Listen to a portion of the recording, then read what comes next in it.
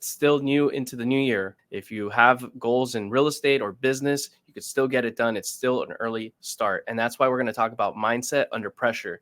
Because in full count, as we all know, it's when you have the most pressure, all eyes are on you. It's either going to elevate you the next move you do, or it's going to make you fall, essentially. Tyler Glasnow, he talks about a little bit of what we were talking about. The reason why I wanted to bring this up is because I saw this video of him and I said, wow, this is really damn cool. A badass pitcher for the now Dodgers. Show and Go podcast. That's what he was on. Spend as much as you possibly can and obsess over the game. But there's a lot. I think a lot of guys would, maybe younger dudes would do better if they didn't throw so much life or death onto baseball. You know what I mean? Like, I think I have a lot of other interests, I guess, outside of baseball. And I think the second I understood that, like, I was allowed to do that, that's when I became a lot better as a baseball player. Like, 3 balls, 2 strikes, pressure is on. This is where we discuss real estate, property improvement, and business. Together, we'll strategize on how to win. Welcome to the Full Count. Welcome back to the Full Count podcast. It's January 19th. It's still new into the new year, right, Nick? So there's a lot of things that people can do. If you have goals in real estate or business, you could still get it done. It's still an early start. And that's why we're going to talk about mindset under pressure. Because in full count, as we all know, it's when you have the most pressure, all eyes are on you. It's either going to elevate you the next move you do, or it's going to make you fall, essentially. It's so important to have the right mindset in order to accomplish anything you're trying to do, right? So with pressure being among all of us in our day-to-day lives, our careers, our everything, I just feel that we need to find a way to elevate ourselves. And by doing that, sometimes you need to let off the pedal of the pressure that you put on yourself. So I want to read a quote. Nick, I don't know if you heard of this author. I read his books in 2011, and then he blew up around 2016 on the internet, maybe 17 or 18. Robert Greene. Have you heard of that person before? I have, yes. Okay. 48 Laws of Power, Art of Seduction. I mean, this guy is wicked good at what he does. So this quote, I think, is going to help people understand kind of what we're going to be talking about right now. And it relates to baseball, life, business, everything. So his quote is, the secret to success is retaining your childlike qualities. We were so genuinely curious and hungry back then for new information. You want to retain elasticity of spirit you had as a child, interested in just about everything at that time, while retaining the hard-nosed as an adult, need to verify and scrutinize yourself, all ideas and beliefs. So I think for me, what I take away from that, you let me know what you think, is you got to not be so serious all the time. You got to live a little, you got to relax. And there comes a time in career and everything like that where you just need to put all that drive in. There was a moment where I was like that. I didn't have fun. I just wanted to be the best at what I did. So when I went from baseball to tech entrepreneurship and business and real estate, I just said, screw hanging out with friends, never seeing them. I'm just going to focus on this and go all in, obsessed, like do or die. And then I saw Steve Wozniak's quote about essentially working alone. You're not on a committee. The best ideas come when you're alone. But little did I know when I was reading this about 2012 is that guy's a genius and he's a programmer. So it shouldn't necessarily apply to me, right? So that got me thinking, what do you think of the whole quote right there? I'm sure, Nick, you could apply that to your life of what you've gone through.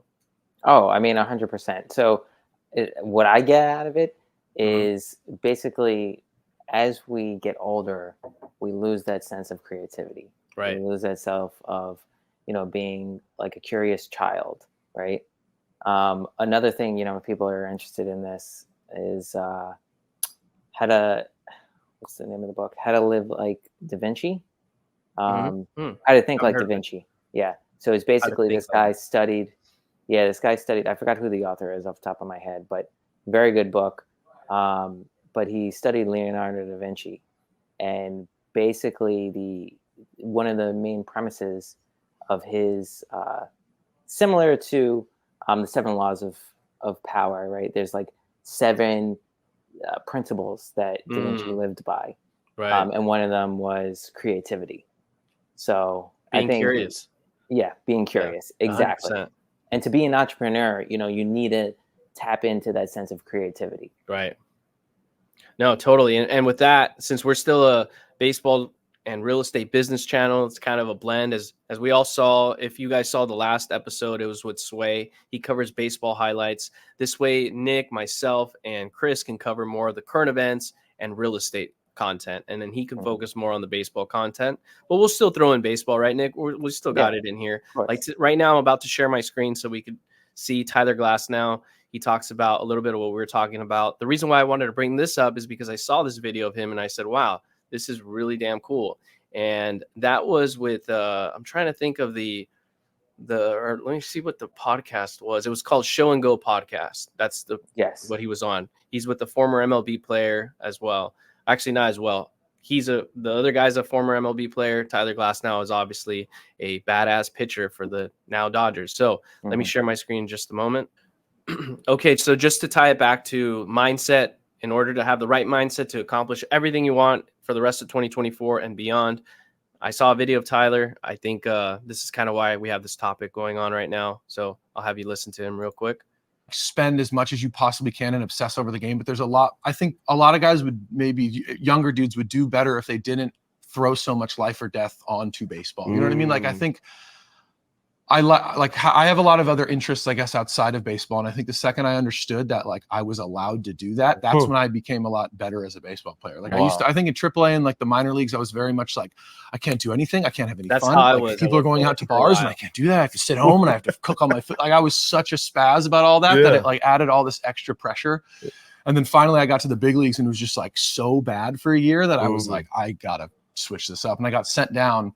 And I remember being like, all right, I'm done doing all like the crazy, like obsessive stuff. Like I'm going to start like, don't like go out and be a drunk, but I like separated my time better. I was like, okay, I'm going to go do this. I'm going to go out with my friends. I'm going to like, and the second I did that, it just started to get you allowed yourself to have a life. Yeah. It was like, I'm allowed to like, if worst case scenario, if baseball doesn't work out, like I'm not a failure. I think that's what I needed to believe. And I finally.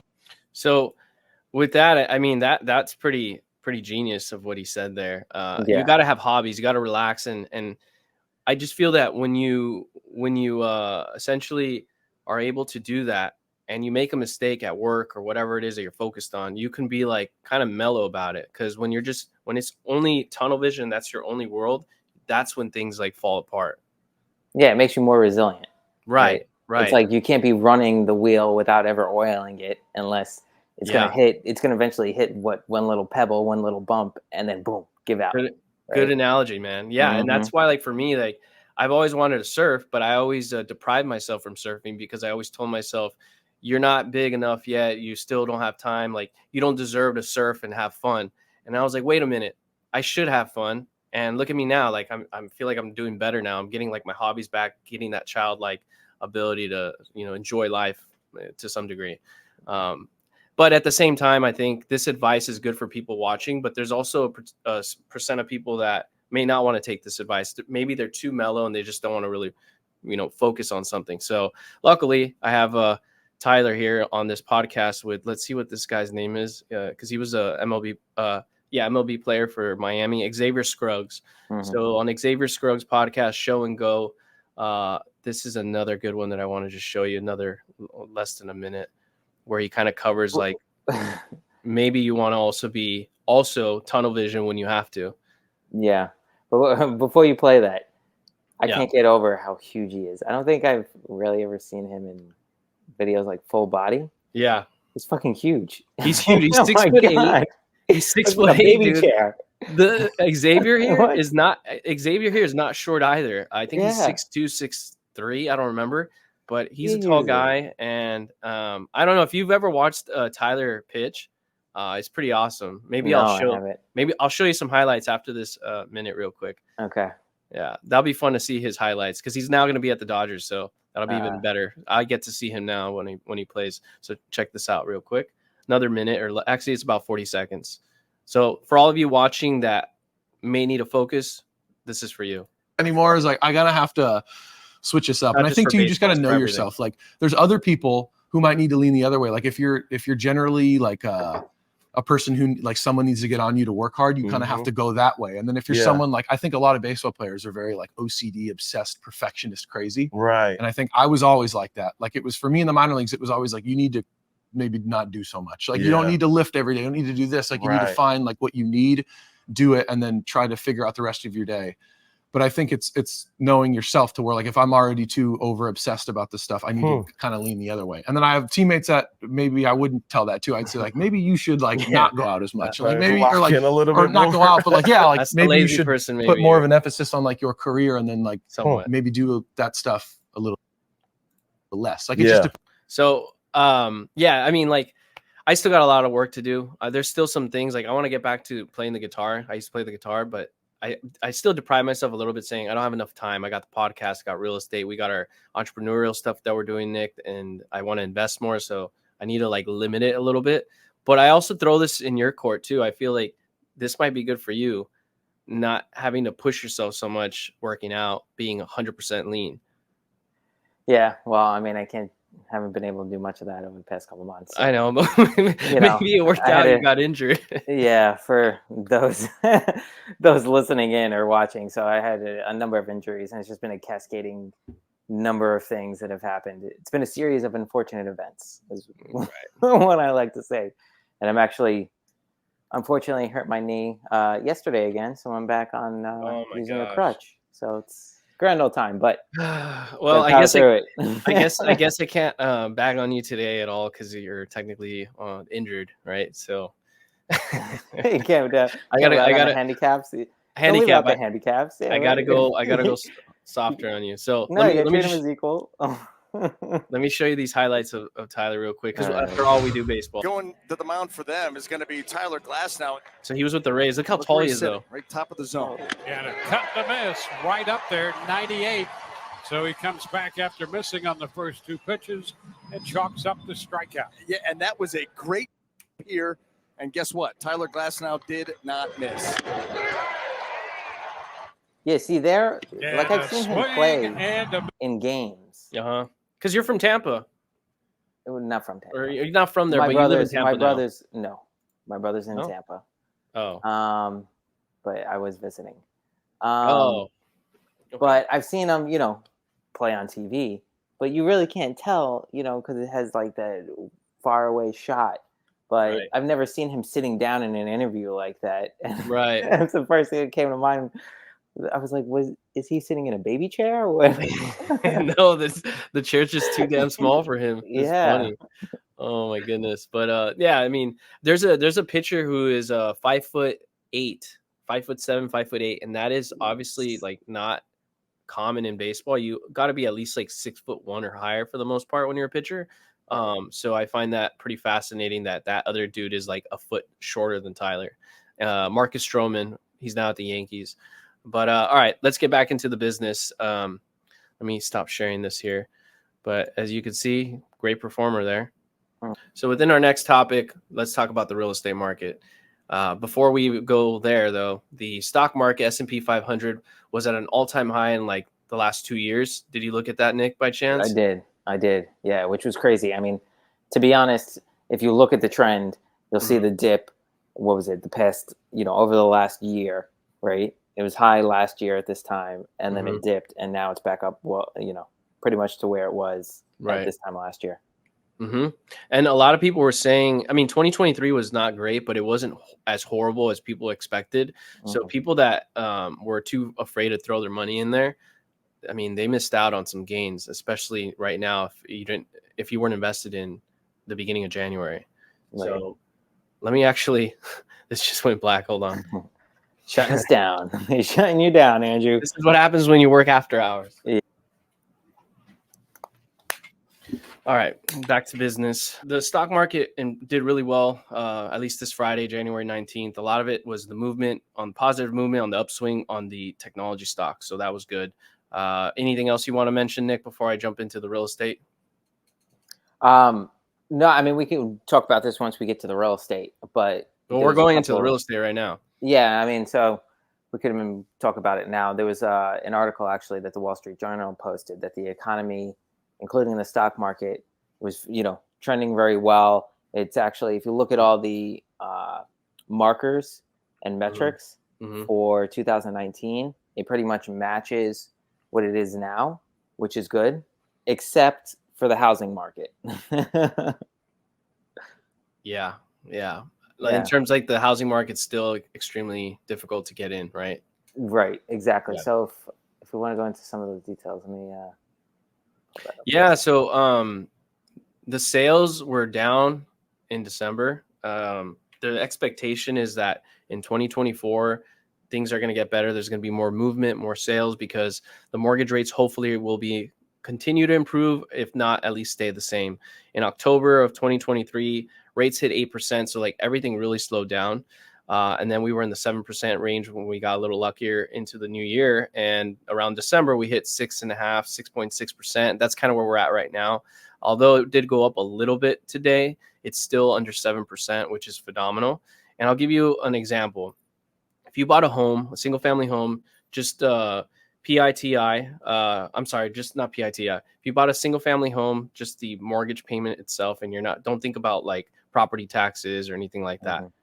You're looking at a 6.6% mortgage rate. If you put 20% down, you'd be paying $5,109 per month on just the mortgage alone, paying that down. When rates were at 8%, here's the kicker. Here's the difference. When rates were at 8%, all things being the same, price and everything, and down payment 20%, you were paying about $761 more. So that's about $5,870 per month on a mortgage. And that's why people last year went on the sidelines, while now people are jumping back in. But if you would have jumped in earlier, you would have probably got that better price. And now that the mortgage rates have been going down, and if with time going by it goes down a little further, you could always refinance. So these people that are jumping in, now they have that competitive aspect that they got to run up against. Yeah, I saw your graph saying that there was 30% more refinances as compared to last year. Right. Which I found very surprising. Yeah, let me share that with everybody, because I want people to follow our Instagram, Full Count Podcast, _podcast. So let me just share that screen in a second. So the national market update by the Mortgage Bankers Association, we posted this on Full Count _podcast Instagram. So we're going to continue to provide these infographics that are helpful, and then also baseball related content. But basically, you're right. Refinance applications went up 30% as opposed to a year ago. So it's increased 30%, which is ridiculous. Purchase loans from the last week before, up 6%. Active listings up about 5%. So there's more movement going on, and that's kind of the point of today and what the market is looking like right now. But I found that surprising about the refinances, though, because it's only a year, and the cash out of pocket to refinance, I would think wouldn't make sense. The refinance rates from just a year ago was so high, because I would think that it would cost more out of pocket to go through a refinance, right? It is, yeah. So from a year ago. Well, from a year ago, things have gone up in terms of the refinances shot up, right?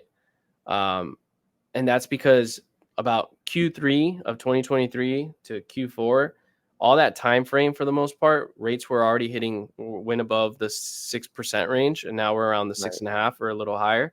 And it went all the way up until like a bunch of people in that time frame were in the 7 and 8% mortgage rate. So now into the new year, they're like, screw it, I want to refinance. And I think that's where that swing essentially came and happened. Yeah, but for like 0.5%, not even, 1%. Well, I mean, think about the people that bought it around 7.5 and 8%. That's one percentage point or 1.5 percentage point. That's quite a significant difference.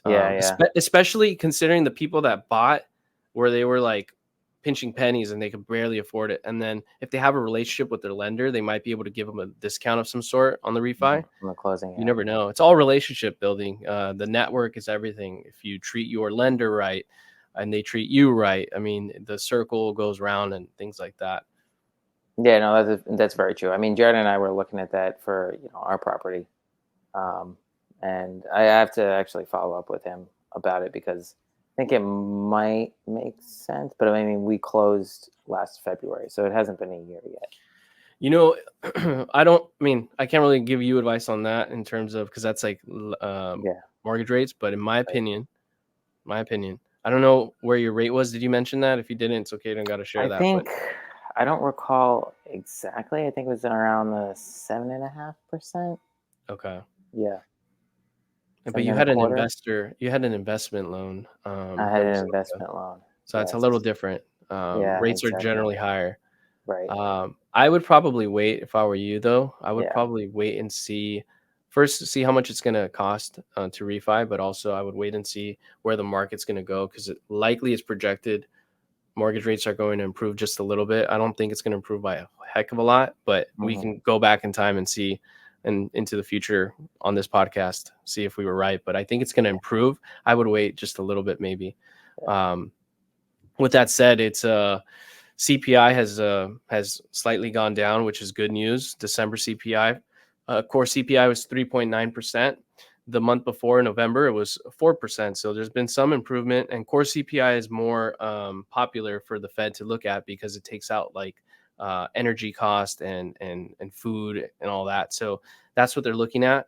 And keep in mind, in 2022 it was about 6.6%, and now we're at 3.9%. So that's major improvement.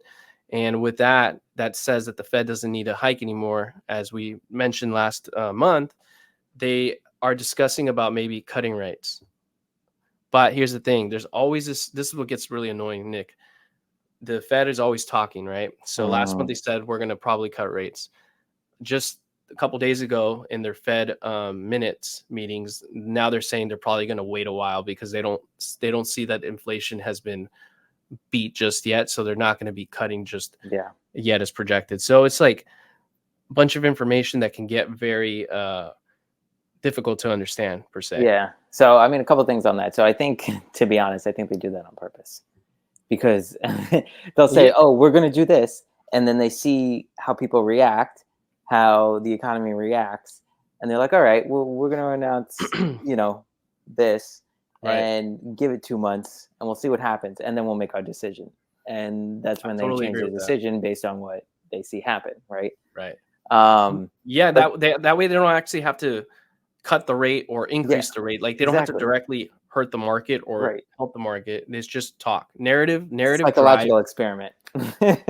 Narrative drives things, man, for sure. But I definitely think that they shouldn't cut it. I mean, from an investor standpoint, of course, the good thing would be for the investor to cut the rates, right? Especially a real estate investor. But from an inflation standpoint, I really don't think it's there. Nowhere close. I still think that prices are much more inflated than before they were prior to COVID. 100%. Things are still, dude, you go to the grocery store, you like to cook. I don't really cook like you do. You're actually really good at what you do. It's horrible, dude. Like everyday Americans, middle class is hurting. The people that are making a lot of money, and I wouldn't even call them the elite, just people making over 200,000 or even more than that, they're fine. For the most part, they're fine.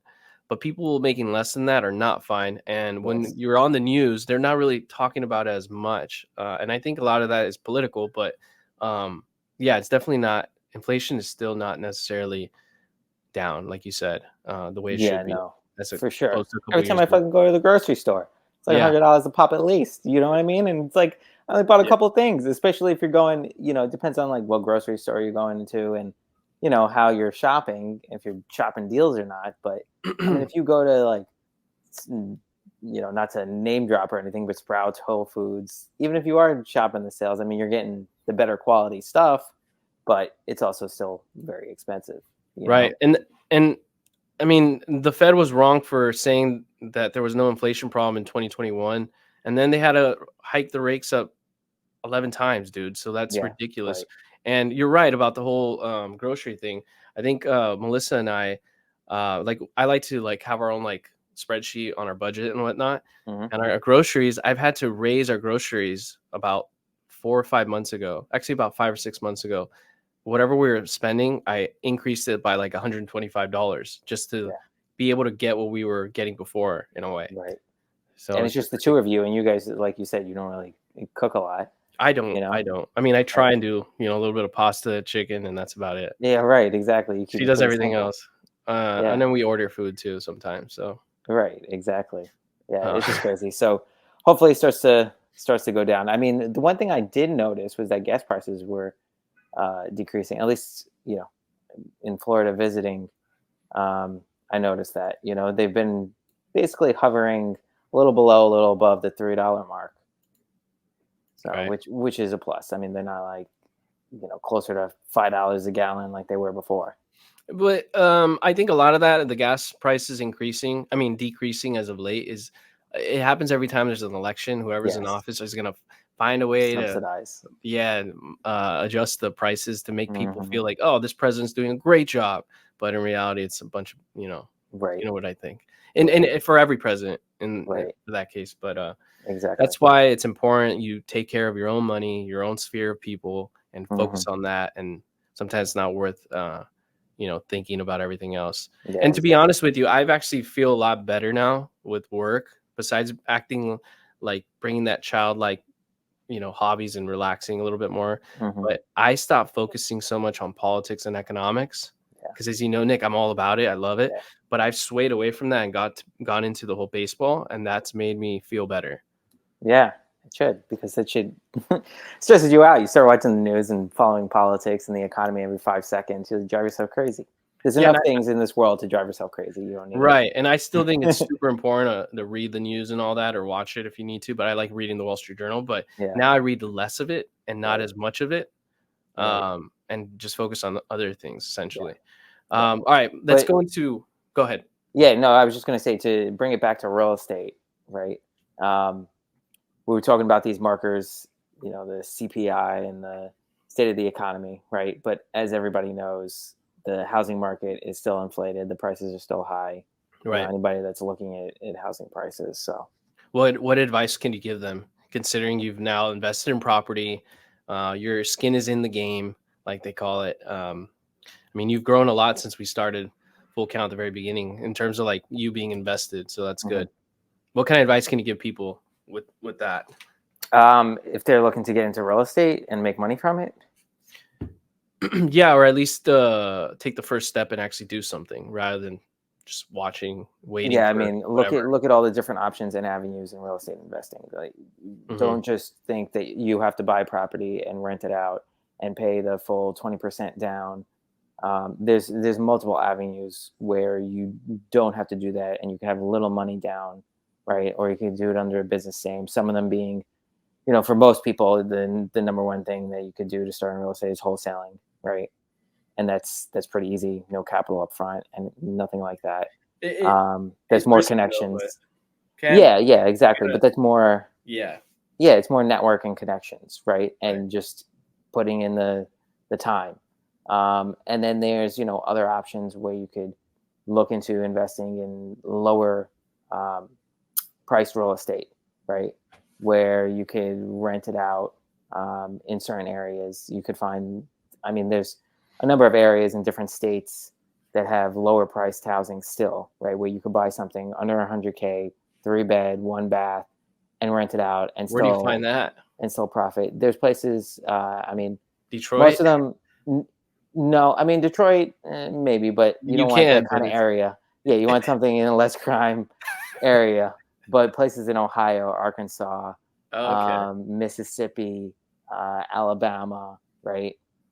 One of the guys that I'm in this program, which I need to basically start doing and attending and being active in this community and start doing myself, is he teaches people how to invest in Section 8 rentals. Basically all the properties that you're looking at are basically are like 100K, 70K or below, and they're 3-bed, 1-bath houses, and they're you just want to buy something that's in decent shape, right? It doesn't have to be the nicest house on the block. Actually, it shouldn't be the nicest house on the block, right? But you want something with minimal renovations that is going to be a decent place for somebody to live, right? To provide a home for like people in lower income and Section 8 programs, right? And you can still cash flow, anywhere from like $400 to $800 a month, right? And then you put down, maybe a couple $1,000. So depending on the different multiple options. Yeah. Right. There's multiple options is my point. So don't think that you have to have 20% of, $100,000 house Or 3%. You could have 3%. Or 3%. You could have 3% too. But if you have, still, you don't need that much. If you have 0.5%, you could buy what you're talking about. Yeah, more so the other options out there. Or you could throw your money into a REIT, right, and own a small little sliver of the share. So there's a lot out there. No, I totally agree with that information. Yeah. But I do think go ahead. The sooner you get into property where you can make your own primary, I think the better, because over time it's just going to go up. And you don't want to live in that renter society nation, which I want to jump on, not today, maybe another day with Chris on it. And then also we do a little research, but like a lot of these big financial firms buying single family, we could talk about that. Because if the movement is going in that direction, you may want to really own rather than being thrown into the renter society. Yes. Yeah. But we'll talk about that another day. Yeah, we'll do that for another episode. So stay tuned on that, guys. Yeah. So one other thing I want to mention is I know we've mentioned in the past the shareholding real estate investments, right? So one of the companies that I think I mentioned before was here. And, they're a newer company. We could buy shares in real estate investments. And they would Airbnb it out as short-term rentals, right? Right. But unfortunately, I got a notification that they had halted all operations and are going to be pivoting to something different and basically changing their whole business model, which makes sense given the state of... Is it Funrise? Funrise or? No, not Funrise. Here. Okay. It's called Here. I thought Here. Here.co. Right no, Here.co. Right here. Oh, yeah. You did tell me about it. Yes. So I have a few friends in like some of them are on Wall Street, but some of them also are just in general investment banking firms, and they've told me to be very careful with those type of companies that are like pulling in a bunch of money from people that aren't necessarily accredited investors, because there's always gray areas where things can happen over time and they'll just go under, or they'll have to pivot, kind of like what it sounds like with Here.go or whatever it is. Yeah, that's exactly what they're having to do. And I mean, I threw a little bit of money in their fundraising for like buying equity. For a newer company. You should have just gone with Grant Cardone, dude. I have my own personal good and bad thoughts about what he does, but overall, the guy's a hustler. He is. No, I mean, you could invest in some of his real estate properties, and obviously, if you have a good portion to invest, you're going to make bank from it. Right. But I gotta. Speaking of that, do you want to talk about the mortgages? Oh, I thought the lights were going to turn on.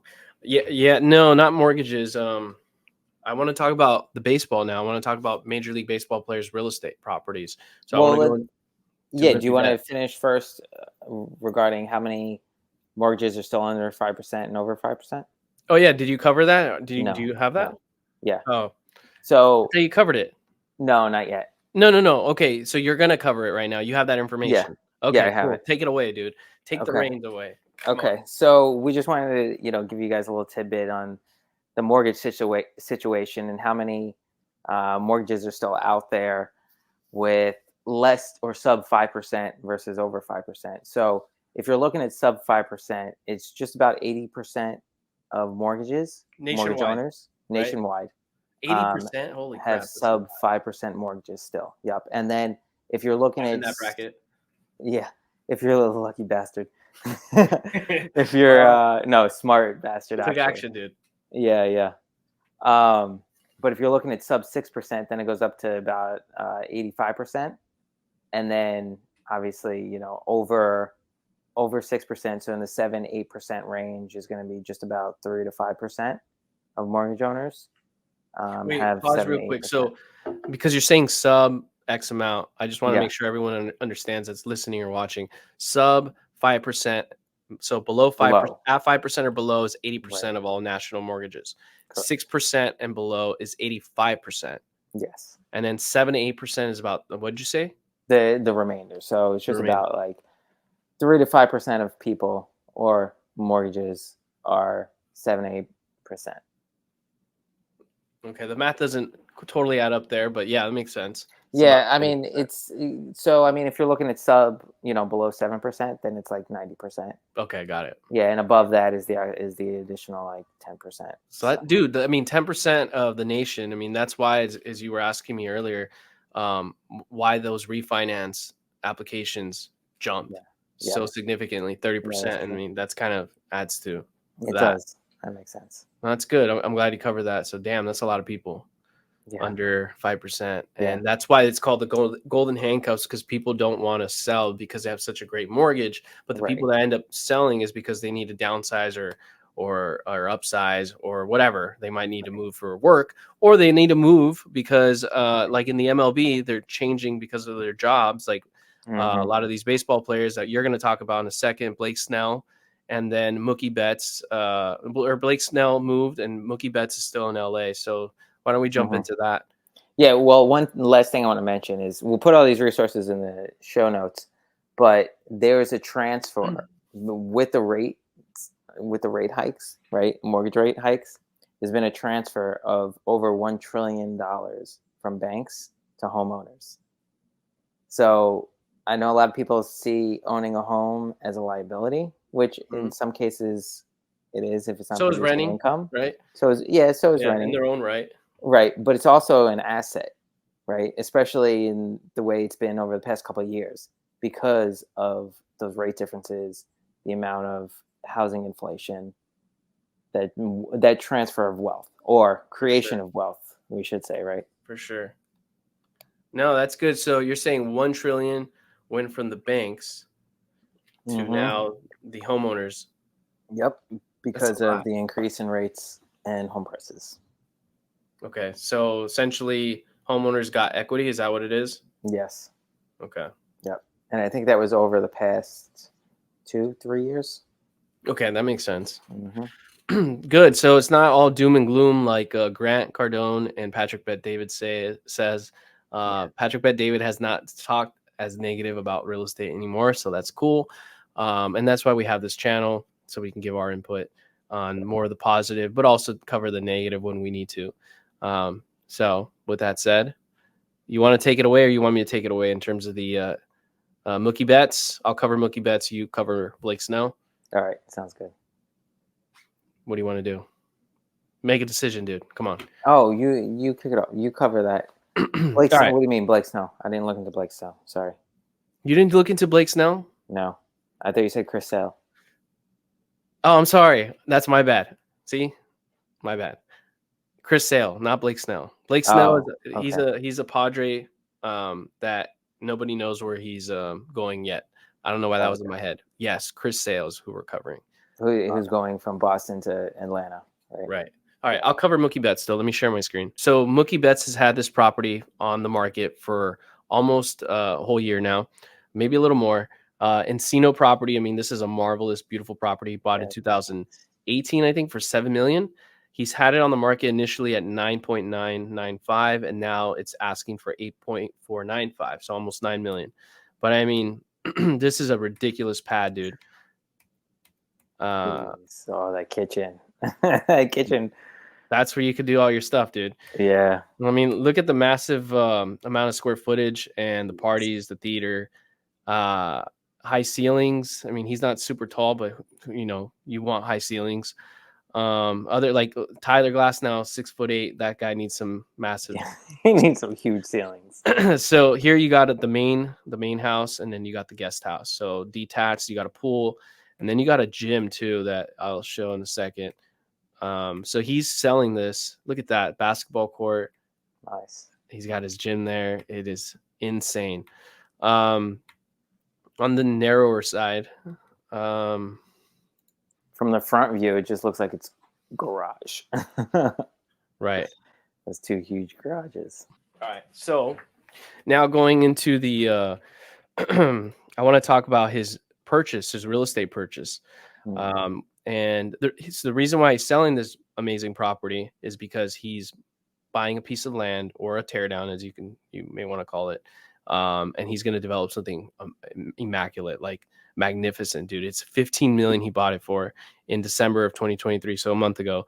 Let me share that with you. So I actually know where this property is in Encino, or this piece of land, but I'm not going to share that information because it's not public. And I just want to, out of respect for the profession, I'm not going to go over that, but I'm just going to show you what's out there publicly.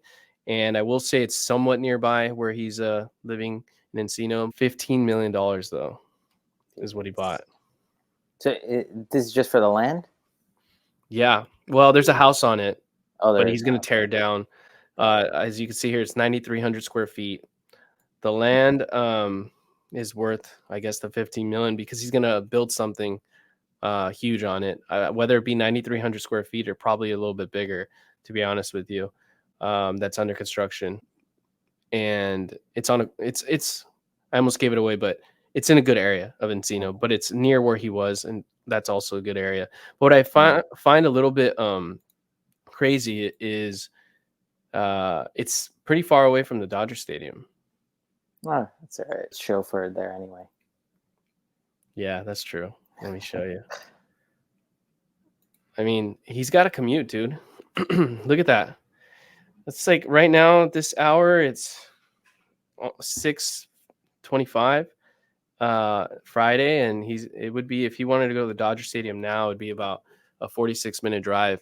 But you're right. I mean, they have chauffeurs. It's not a big too deal. bad for LA, to be honest. Anywhere you go, it's an hour drive.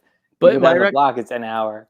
My recommendation, or where a lot of baseball players like to buy, besides like the Hollywood Hills, East Hollywood Hills off Laurel Canyon, so like more so in this area, Laurel Canyon, and then also Studio City is more the area that they'd like to purchase in. So like right here, all in this area here by the Universal Studios, because it's closer, because you cut that commute almost in half. So right there, you cut it out and you're like living in this area.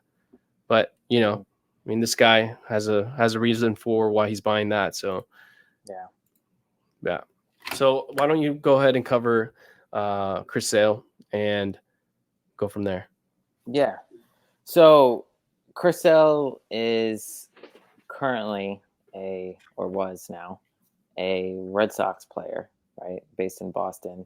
And I know my computer's a little slow, Andrew, so if you want to bring up a map at any point, feel free. But he's being a map of like either Boston or I know you also wanted to go over home areas in Tampa, right? But in Boston. So yeah, I'll do that, but I'm not familiar with Boston. You lived in Boston for some time, or you still do, but you're gonna have to like guide me then. Yeah, I'll guide you. Yeah. All right. So anyway, he's being traded to the Atlanta Braves. Mm-hmm. And I was just looking up, you know, I don't follow baseball, every single baseball player, or do like fantasy baseball or anything like that to the T. But they were saying that it was actually a surprise, at least, you know, some of the reviewers were saying that it was a surprise because he's been out with a number of different injuries that were just unfortunate. Like I think he fell and hurt himself riding his bike one day, and did something else, just, you know, living life. I feel his pain on that. That's for sure. Yeah. Yeah. So they were concerned that, you know, he was going to be not a top pick for a trade, but he's an incredible pitcher when he's not injured. Mm-hmm. So that's why they got him. And from what I heard from listening to other podcasts where it's strictly only baseball, like, and luckily we have Sway now. He's going to be covering that. So now I can watch him. My name is Sway, and I'll be having a short segment of each episode where I discuss my thoughts and opinions about everything related to the world of Major League Baseball, while Andrew, Nick, and Chris discuss more real estate, business, current events, and how these things usually tie back to sports, more specifically baseball. But when he's not injured, he's an incredible pitcher. So let's go ahead and jump into that. Now that he's going to the Atlanta Braves, do you know how much what his signing was? Oh, I don't. Now that he's been, I think it was, let me see on Full Count Podcast, because I put it up there. Yeah. Or at least we did. Hold on. Yeah, I don't recall off the top of my head. What's that? Oh, I said I don't recall off the top of my head. I don't remember either. I don't want to bullshit. So you see that? All right. Chris Sale. The Atlanta Braves have signed the left-hander Chris Sale to a 2-year, $38 million contract extension. So they're really putting the trust in this guy. So we'll have Chris kind of cover Atlanta maybe on the next podcast of where he might buy in the luxurious areas. But so everybody knows Melissa, my wife, and you and some of our other friends went to Boston University, right? MIT's right across the street. It's a beautiful area. So Can you guide me from here where the Yeah, luxury? so if you follow the river a little east Mm-hmm. to that, no, east. That's Oh, west. sorry. Yeah, right there. So Back Bay.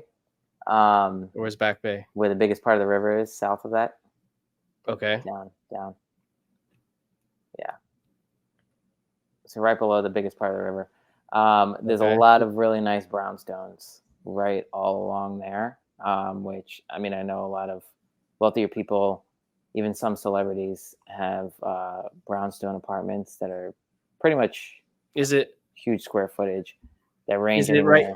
But wait, where right there where your mouse is, that whole area right there. Right here. Yep. And then also so these properties? Yeah, these properties.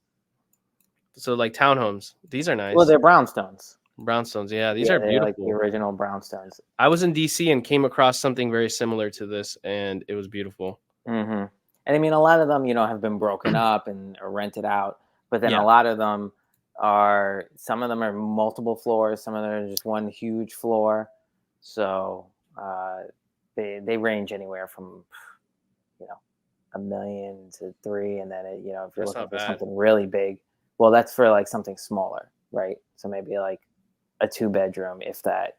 And then if you're looking for like 3 and above, it's probably anywhere between $5 to $12 million. Mm-hmm. So I mean, it really ranges. Where would like the 12 million or whatever range be for single family, where he probably might have, because I couldn't find anything where he bought something publicly. I'm sure I could find it if we really wanted to, but just assuming he bought in Boston a single family home, would it be within that area then where those properties are? No, not a single family home. There's gonna be no single family homes there. It's so either going to be I mean, the other place it would be for a brownstone, it would be in Beacon Hill. But for single family homes, I mean, it could be somewhere in either in Cambridge or Somerville, or maybe even down in Brookline. Well, why don't we check where the stadium is? Yeah, so it's not going to be around there. There's nothing. Where's the stadium then? Around there, Fenway. So east of here. Yeah, you see Back Bay where you just were. Yeah. Right here. Yeah. Okay. So if it's as far as single family homes, it might be somewhere in Brookline, which is like southwest. Oh yeah, I've been there. Where I lived, right? Right. Where I live. But I feel like he'd be in a little bit more newer area, maybe. Yeah, I would think. Well, you didn't see the bigger houses where I live. I mean, there's a square. I saw JFK's house. Yeah, but that's not. It's actually a relatively small house. Yeah. Okay. That's before JFK. The Kennedys were who they are now, obviously. Right. But there's a little park that's called Mansion Row or something like that. They have all these huge houses. But that's in Brookline. But I would assume that if I had to place my bets, I would say it would either be a brownstone somewhere, in the city, or a little further out, like in the suburbs, like maybe in Newton. Yeah, I mean, we just saw Mookie Betts. He does a 45-minute commute. Right. So I can imagine he would be willing to do a commute out of that area by Fenway. Right. And it's not really that far. It's maybe like half an hour. What's the name of it? If you type in Newton. Yeah, you'll see it's not that far. Oh, it's not bad. No. Wait, the hell? So somewhere over here. Oh, there it is. So somewhere in here, you would say the properties are single family. Yeah. I mean, there's a lot of bigger single family homes. Okay, that's what. Yeah, look, you can see one right there. Some of these look a little. Well, it's Boston. Yeah, they're more Victorian. Yeah, Victorian, but they're not that big. No, but there's some, like if you go along River Way, you'll see like the bigger mansion style houses. But mind you, everyone watching, I'm going into the perspective of a multi-millionaire baseball player. Not like for me, that's a perfect house. But I mean, even then, I don't even know if I could afford that. But let's see. Mm-hmm. Let's see if something's better here. Oh, there we're talking about. Look at that. Mm-hmm. It's an estate. Oh man, it's like old. 2007 on maps. Yeah. That means they don't really go in there. This must be more of a private like private residence. Yep. Okay. Yeah, so you have them scattered in certain areas, but there's definitely, bigger homes and bigger plots of land that these homes are on. Okay. Mm-hmm. Yeah, this looks. Yeah, look at that. I mean, you got a like 4-car garage right there, whatever this is, and that's a huge ass house, dude. That's huge. Mm-hmm. Okay, so that. All right, cool. And what are those looking like? Maybe 8 million, 6 million, 10 million. What do you think? Probably. Yeah, I would say so. Okay. At least. Okay. Cool. I think what we'll do in the future, not now, but like later on, maybe we'll get some agents from different parts of the country that can jump on and give us some insight of different areas that can break down square footage. We could have one of my friends who's a realtor in St. Augustine. That knows it very well. Don't you have a friend in Boston too that could like jump in for that? Or no? Realtor? One that I haven't spoken to in a while, but yeah. Could be if I still have his number. All right, cool. All right, well, I think that kind of wraps it up today. I hope everybody enjoyed it. Like, subscribe, comment, get people to follow us. Anybody interested in this type of content, I think it's a little bit different, a little nichey of what we're trying to do here. So, Nick, do you got anything to say before we sign off? No, just for those watching, hope you like my my better background without my bed in the back. Is this the new background or what's the deal here? Or the Zelda poster in the rock and roll theater with all the musicians hanging out, smoking some weed. That's funny. Because who did you? Dude, you have a stuffed animal. Making fun of my bed. It's always made, by the way. It's always made. But whoever said that. Oh yeah, it just looks unmade from the camera. Someone commented on one of our episodes a while ago. I don't know, 6 months ago, saying that you don't make your bed or something, right? Yeah, that was hilarious. Just throwing it out there. Whoever said that, it's always made. I do that. It's the first thing I do in the morning. Is I let it air out for a couple of minutes. And I don't see your. I make it. I don't see your Sonic little character on there either, though, anymore. What happened? No. You threw it away or what? Funny story about that. Funny story. Really? Why don't you tell everybody a quick story about your Sonic? And then I know you're into all this. I'm a kid at heart. And so the first stuffed, like anything that I had as a kid was the stuff, like small stuffed Sonic, which I still have. But my mom was visiting one day and we were in the store, we were in Target, and she sees a bigger version of a stuffed Sonic. So she had to get that for me. That is fucking funny. Embarrassed the shit out of me. And she was visiting, so she made me put it on my bed for the time. And it's just it's a reminder of, childhood, staying a child at heart, staying a kid at heart. Right. You better have a kid soon so you can just give it to the kid. Yeah, and this looped right back around to keeping in touch with that creativity, right? It just reminds me to always, one, stay humble, two, don't forget where you came from, and, three, to tap into that creativity and that freedomness, that state of no stress, right? So true that, especially with all the stuff that we got going on. So hey, it looks like you also take it into heart of what we said in the beginning on that mindset of how to undergo pressure, be a kid at heart still, relax, take a break. Yep. Business is business. Yeah. When you're having fun, you have fun. Right. So for everybody watching, thank you. Keep watching the next ones. We'll cover a lot more. And I hope this was helpful and you have a prosperous 2024. We'll talk to you all soon. All right. Take care, y'all. See you guys.